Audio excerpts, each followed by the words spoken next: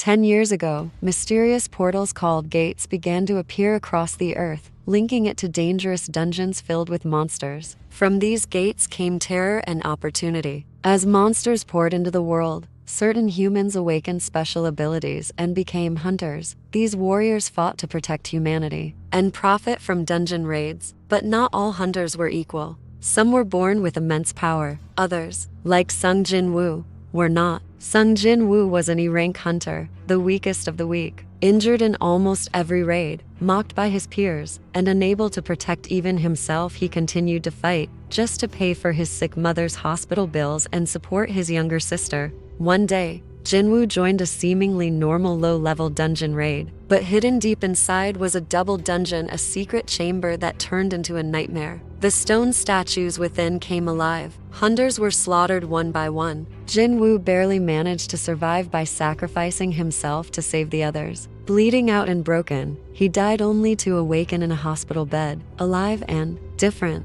When Jinwoo woke up, he received a mysterious message. You have been chosen as a player. He was now bound to something called the system, an RPG-like interface that let him grow stronger through quests, training, and monster hunts. Unlike normal hunters, who remained at the power level they awakened with, Jinwoo could now level up limitlessly. At first, it was confusing, then exhilarating. He began training like a man possessed. Push-ups, running, combat, killing monsters solo in low-level dungeons. His stats increased. His body grew stronger. He was evolving. But soon, rumors began to spread. In another, he saved fellow hunters from a trap and displayed speed and power far beyond any rank. In the brutal battle, he came within inches of death. With his new strength, Jinwoo began taking on higher-risk dungeons alone. At first, he kept a low profile, working as a porter, quietly clearing hidden sections of dungeons while others didn't notice. In one raid, he defeated a powerful dungeon boss single-handedly. But his secret was still safe, for now, and deep within, Jinwoo knew he was still far from strong enough. In one dungeon,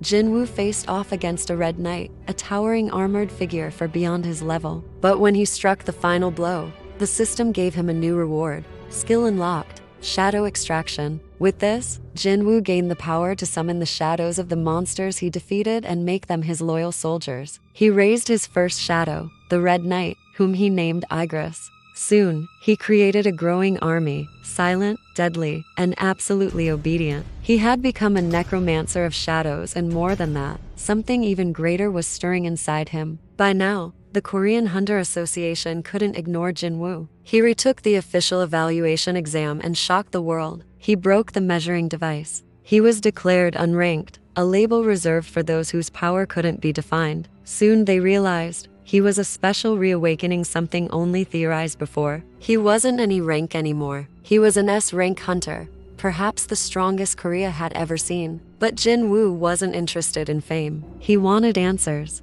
Who gave him the system? Why did he feel drawn toward the gates? Why did monsters fear him? Other nations began to take notice. Powerful hunters from Japan, the US, and beyond reached out. But Jinwoo remained focused. He joined dangerous raids, challenged S-rank dungeons, solo, and conquered terrifying bosses. He cleared a dungeon that had wiped out entire guilds, faced giant ORCs, demons, and corrupted beasts. But deeper inside the high-level gates, he began seeing strange signs, ancient runes, murals depicting monarchs and rulers, and monsters who called him by another name, Shadow Monarch.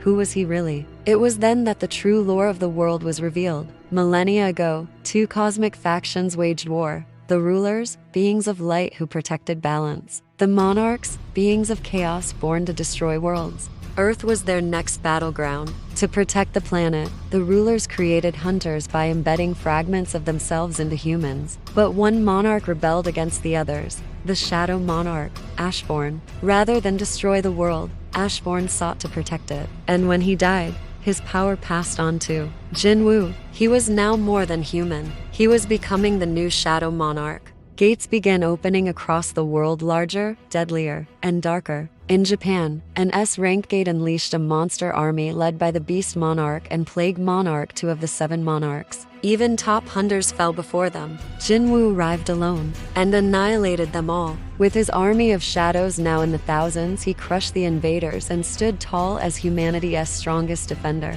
But the monarchs were gathering, and the final war was approaching. The skies turned black. A gate the size of the heavens opened in Seoul, and the final monarch, the Dragon Monarch, Antares, emerged with his legions. He was the king of destruction, and fought the final battle alone in a frozen dimension for thousands of years. The final boss of this world. Every other hunter on Earth was powerless before him. Only Jinwoo could stand against him. In a battle that shook the continents, Jinwoo summoned all his shadows: Baru, Igris, Tusk, and thousands more. But even that wasn't enough. He used his final ability, Return by Death. Using the system's ultimate power, Jinwoo rewound time, reset the world before the monarch war ever began, and when the last monarch fell, the war was over. The world returned to peace. In the unseen realm beyond time, the Shadow Monarch stood watchful. People no longer remembered the chaos, the monarchs, the rulers, the cataclysms. Sung Jinwoo was now just a man. He returned to a normal life,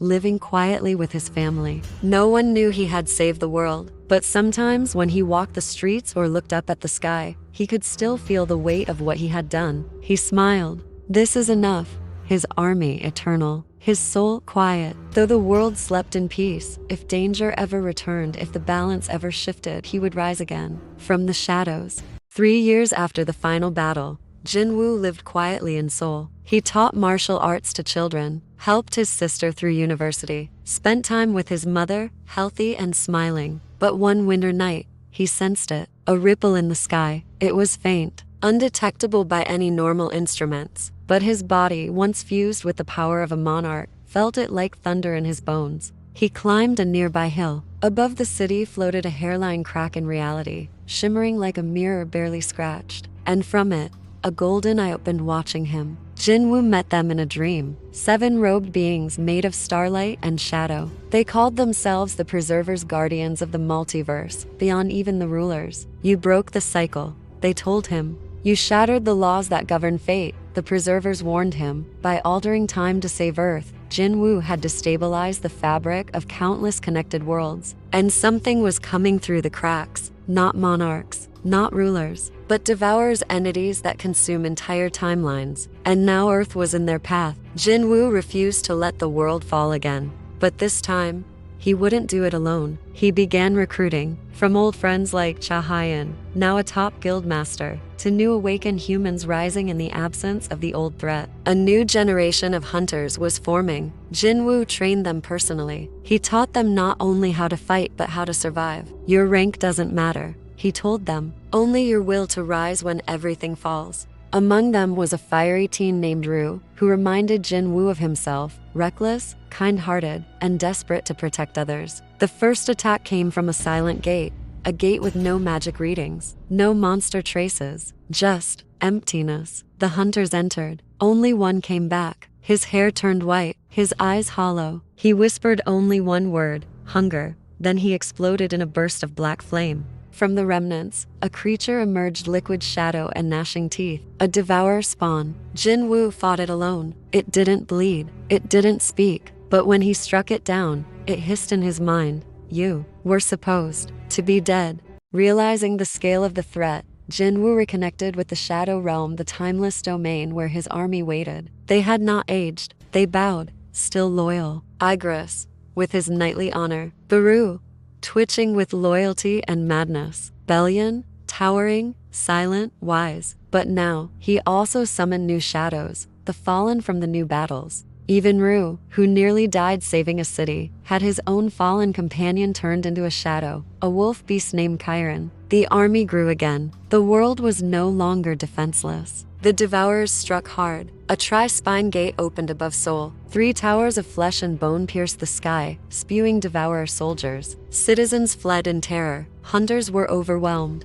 Jinwoo arrived at the center, shadows erupting from him in a tidal wave. He faced the first herald, a winged devourer general whose voice echoed like 1,000 whispers. The battle lasted hours, air cracking with mana, buildings collapsing under the weight of supernatural force. But Jinwoo's blade pierced its core. Soul was saved barely, but the cracks in reality were widening. To find answers, Jinwoo entered the interstice, the space between dimensions. It was a realm of formless light and darkness, where time folded like paper. There, he met Ashbourne, his predecessor, whose spirit lingered in fragments. Ashbourne warned him, "The Devourers are not just destroyers. They are anti-existence, a disease that feeds on causality, memory, identity." They had already consumed several worlds. Their next target was Earth's core timeline, the very anchor of Jinwoo's rewritten reality. If they consumed it, even his second life would be erased. Jinwoo returned and called a meeting of the 100 nations. From America,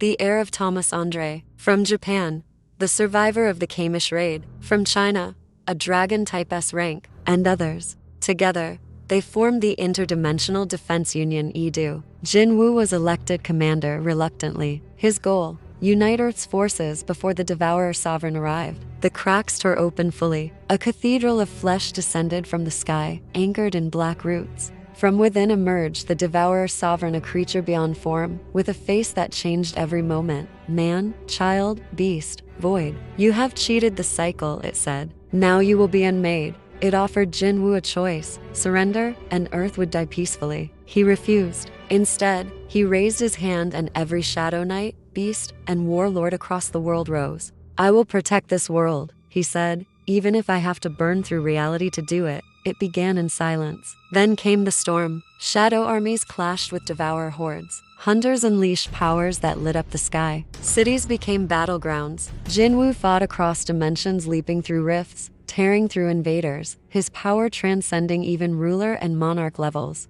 But the sovereign of Devourers kept growing. It consumed the shadows he raised, until Jinwoo made the ultimate choice. He sacrificed the system itself. The buffs disappeared. His stats returned to human. The interface shattered. But the shadows remained loyal, not to the system, but to him. And together, they struck the final blow. The Devourers fell. The cracks healed. Earth was safe. But Jinwoo, stripped of the system, was mortal again. He vanished from the public eye, walking away from power. He returned to his family, older, wiser, finally free. The Shadow Realm remained sealed behind him, like a memory. But some say, on stormy nights, when the world teeters on chaos, a figure walks from the darkness, eyes glowing violet, not to rule, not to destroy, but to protect.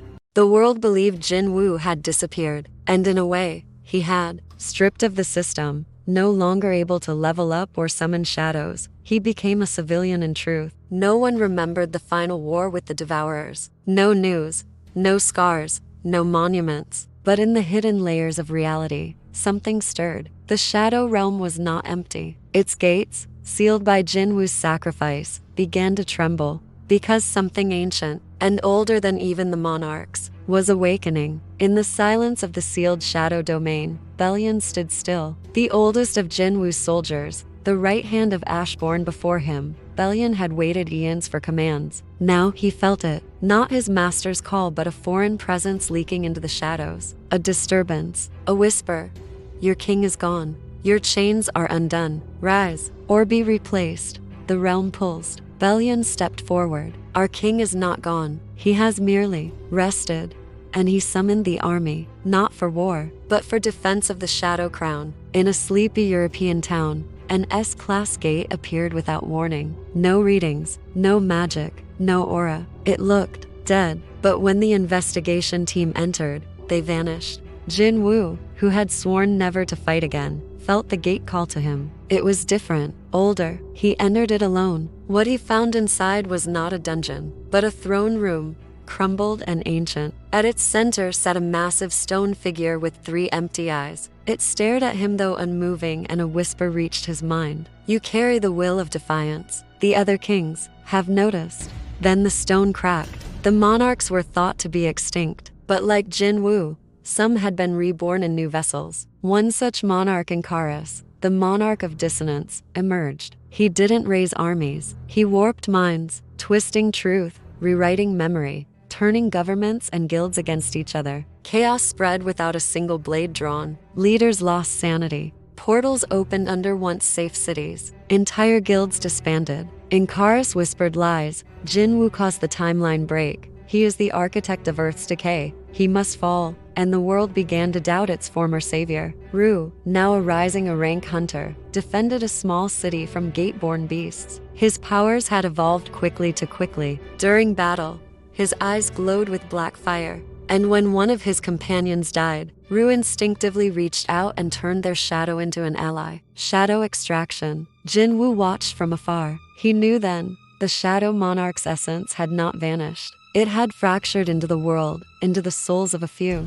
And Ru was the first new fragment. Jinwoo was pulled into a dream-like realm. There stood 9 thrones in a spiral of stars. Atop each sat an ancient being, former rulers, monarchs, and unnamed elders. They demanded justice. You broke the system, one said. You played God, another hissed. You must be judged, they concluded.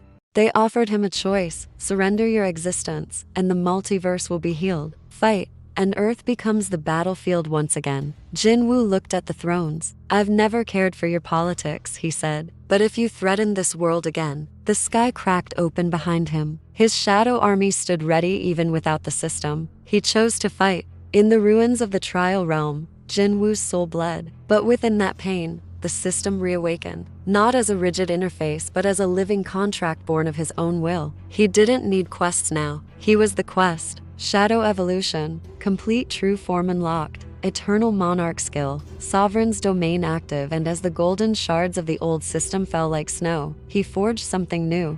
A power not from rulers, not from monarchs, but from within. With Ru developing new powers, and other awakened ones sprouting fragments of old magic, Jinwoo knew Earth had changed forever. The wall between realms was thin, too thin. It was time to create a defense. But not just with shadows. He built the Order of the Black Crown, a worldwide alliance of awakened, gifted, shadow-bound, and spellborn. They weren't hunters. They were heirs. Their symbol, a broken crown held in an open hand, the monarch of dissonance, launched a full invasion. Not through soldiers, but through dreams. People forgot their families. Entire cities turned on each other overnight. Guilds collapsed from paranoia. And at the height of chaos, Inkaris appeared in physical form. A tall man in flowing robes, half his face beautiful, half scarred beyond recognition. He fought with reality itself, changing gravity, truth, and memory mid-battle. Jinwoo faced him in the ruins of Prague, and in a duel that twisted even the sun's light,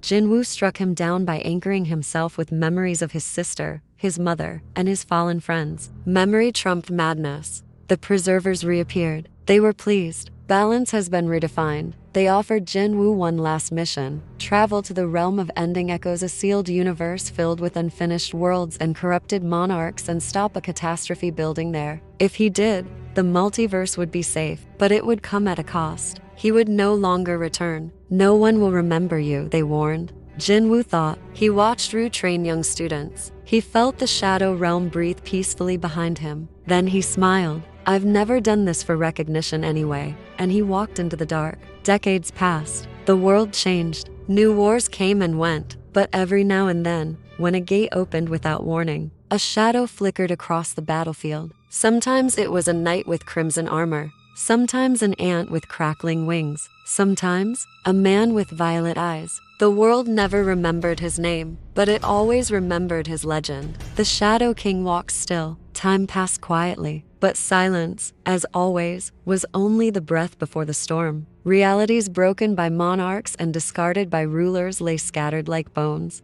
In the realm of ending echoes, where Jinwoo now walked alone, echoes of shattered worlds pulsed like dying stars. He had fought countless battles in silence, saved forgotten timelines, closed gates that shouldn't have existed. But something older and unkillable stirred in the dark, a being with no name, no form, just hunger. Even devourers served me, it whispered. And now, I've found your world.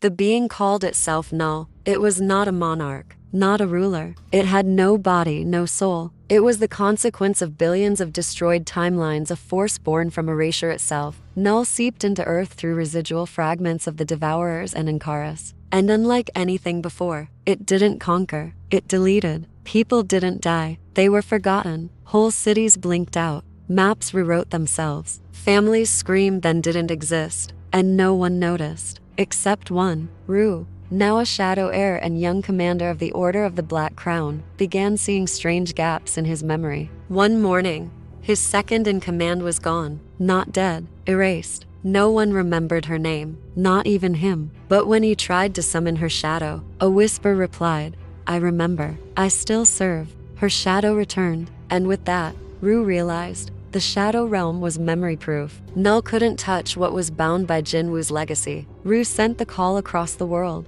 All who remember the Shadow King gather now. The final war has begun. At the heart of the Shadow Realm, the Black Throne stood empty. Until it didn't. On a night when stars bled and skies split, Sun Jinwoo returned. His body bore scars from countless unseen wars. His armor was cracked, but his eyes burned brighter than ever. He had no time to rest. "I've seen what's coming," he told Ru. "Null is not a being. It is absence. And to fight absence, we must become memory itself." He looked at his loyal army, which had not aged a moment, and he raised his hand.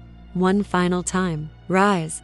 The Shadow Army evolved. Now, shadows didn't just mimic physical form, they mirrored memory. Each one Jinwoo summoned had new names, new layers, drawn from timelines he'd rescued. Igris became Igris, the eternal flame, wielding a blade of lost suns. Biru became Biru, the remembrancer, able to restore erased thoughts through his scream. Together, they formed a new legion, the Remembered Legion. And Jinwoo stood among them, not a god, not a monarch, but as the one who remembered everything that was ever lost. Null's infection spread. Continents began collapsing into white voids. The ocean drained not into the sea, but into non-existence. Global leaders panicked. The Hunter Guilds fractured. The Preservers, those cosmic judges, appeared before Jinwoo again. "There is no fixing this. Surrender the earth. Let the others be spared."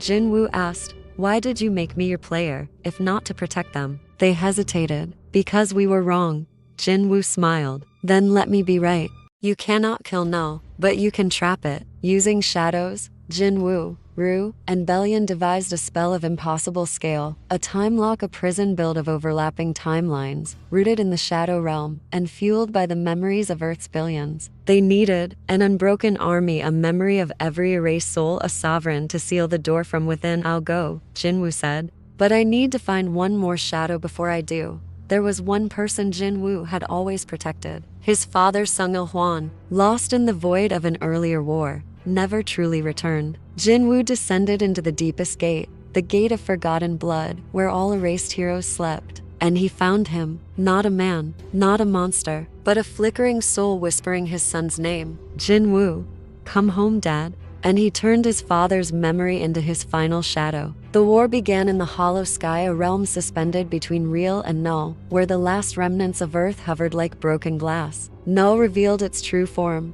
a mass of distorted laughter, faces stolen from every erased soul, speaking in every tongue at once. The Remembered Legion fought. Ru led the charge. Biru screamed memory back into existence. Igris danced through fire. Jinwoo met Null in the center. A battle of not blades but meaning. Null erased his arm. He fought with memory. Null erased his name. He screamed his own past into its heart. And then, he trapped it. The time lock worked. Null was sealed at the cost of Jinwoo. Earth was saved. But time rewrote itself again. People lived happy lives. The guilds thrived. Ru became Grand Master. His students never knew war. And Jinwoo, no one remembered. No stories, no statues, no name. Only, sometimes, when the wind blew a certain way, a shadow moved without a source, and people felt safe. In a quiet glade, surrounded by trees that should not grow on Earth, a throne sits empty. Sometimes it's occupied. Sometimes it's just memory.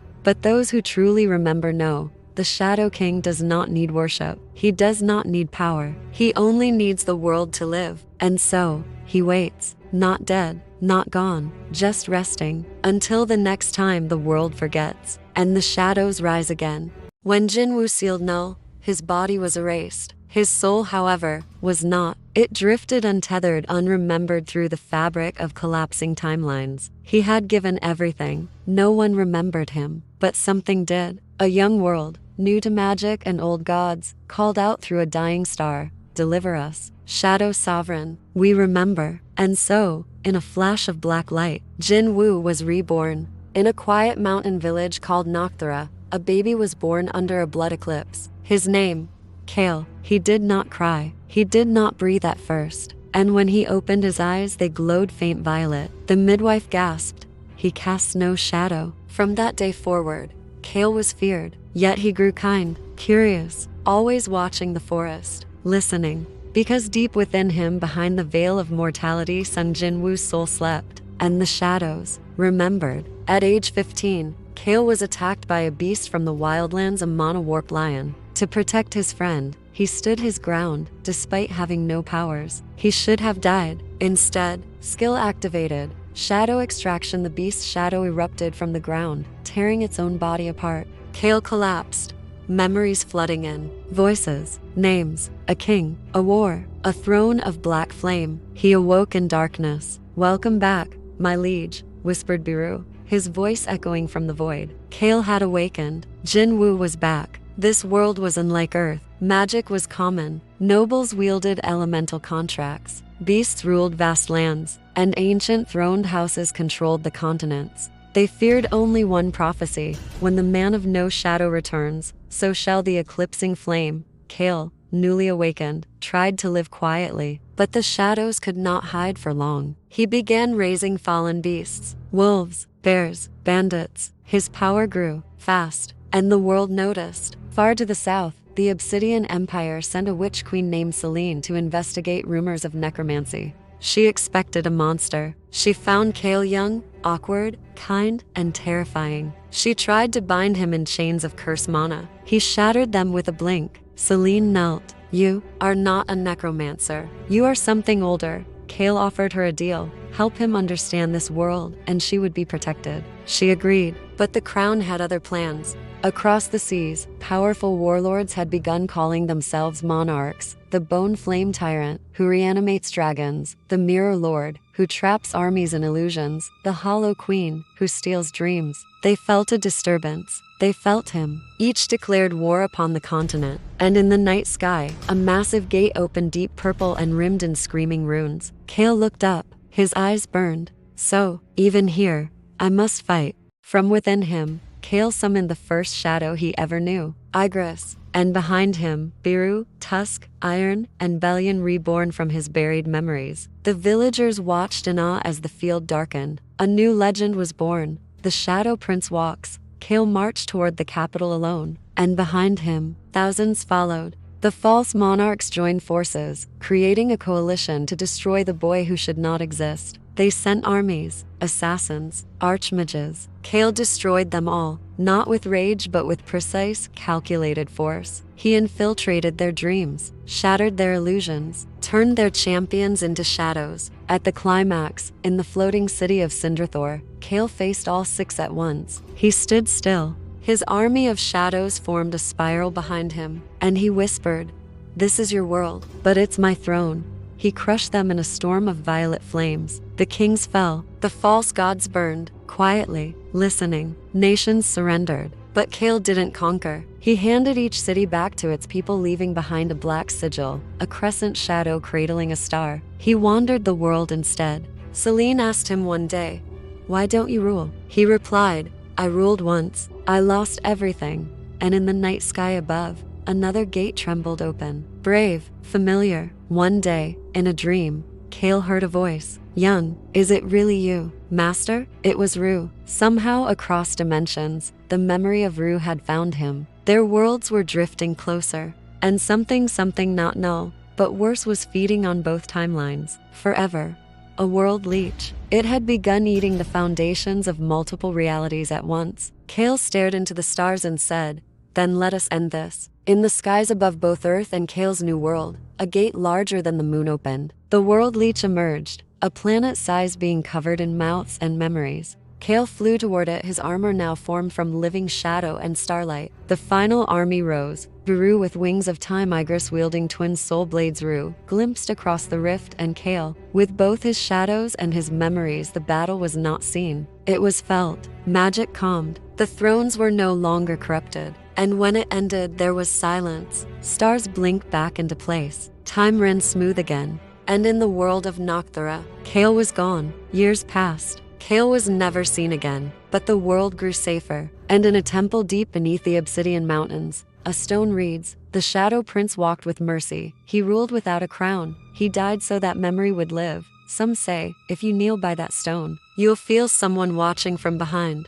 A flicker of violet in the dusk. A whisper, her eyes. Time had healed, but not forgotten. In both Earth and Nocthera, the sky cracked not physically, but spiritually. Dreams trembled. Prophets woke screaming. Children with glowing eyes murmured one word, "He's coming." And across two realms, the same crescent moon rose. Ru, once Jinwoo's student, had aged, but not in years and pain. He lived quietly on Earth, where hunters no longer fought monsters, but now hunted each other in wars over relics left behind from Jinwoo's vanished timeline. One night, during a storm of violet lightning, Ru found a cave he didn't remember. On the wall, a black sigil, the Shadow Monarch's mark. He touched it. "Master?" The world went white. Kale, still walking the forests of Nocthera in peace, felt it instantly. The birds froze. His own shadow began trembling. The stars blinked. The barriers are falling. He knelt, placed a hand to the ground, and heard Ru's voice in the wind. "Master, please? I'm not strong enough." Kale whispered, "You are." And a black gate tore through the sky, linking worlds for the first time in eons. Kale entered the gate alone. He drifted through the echo fields, a place between timelines. Lost souls passed by him, entire cities frozen in memory. He saw himself again and again dying, fighting, rising. And then, across the mist, he saw Ru. The boy was older, tougher, but broken. Their eyes met, their shadows touched. "Are you real?" More than ever. Deep within the echo fields, a voice whispered from all directions, "Shadow Monarch, you cheat death again." From the ruins rose a man clothed in living echoes, fragments of timelines shattered. The architect of echoes. He fed on broken worlds, ruled forgotten gods, and feared only memory. "I was born from the worlds you saved, those you let live when they should have ended. That mercy? That mistake? I am the price." Kale stepped forward. "Then let me pay it properly." Ru fought beside Kale, and for the first time in years, he remembered what hope felt like. Buru returned. Igris bowed once more. Bellion roared with starlight, and together, they summoned an army. But these were not just shadows. They were shades of history, heroes from broken timelines, risen again. They marched across the fractured dimensions toward Earth and Nocthera, where the architect was preparing a final merge. Across Earth and Nocthera, people saw the same moon, the same sky, the same gate opening wide. Mountains floated, oceans vanished, cities fused. Kale and Ru stood at the center of the storm. "If we don't stop him now," said Kale, "there won't be a world left to remember us." Ru looked up at him. "Then let's give them a story they can never forget." Kale stepped forward, his armor now glowing not just violet, but gold. Behind him stood Ru, cloaked in black fire. Together, they sat upon two ancient thrones, one of shadow, one of soul fire. Their army knelt. "We do not rule to conquer," said Kale. "We rule so that others never have to," said Ru. And the gate split wide. The architect summoned his own army, time-born horrors, formed from collapsed realities. The sky turned inside out. Storms rained backwards. Time fractured. But the Shadow Legion held. Ru fought beside Igris and Iron. Selene cast world-shielding spells. Kale alone pierced through the center of the architect's being. "But then you forgot, Monarch?" The architect smiled. "I am your memory." Inside the architect's mind, Kale saw everything he had forgotten. His sister's laughter, the first time he bled, the faces of every hunter who died for him, the pain of being erased. He almost collapsed. But then he saw Ru, smiling, standing, fighting. And Kale remembered something more powerful than pain, pride. Kale placed both hands on the architect's core. "I may be made of shadows, but I cast light wherever I stand." And he unleashed Pulse Zero, a shadow-forged miracle that rewrote the fabric of the echo fields. The architect screamed, shattered into sand, and the skies fell silent.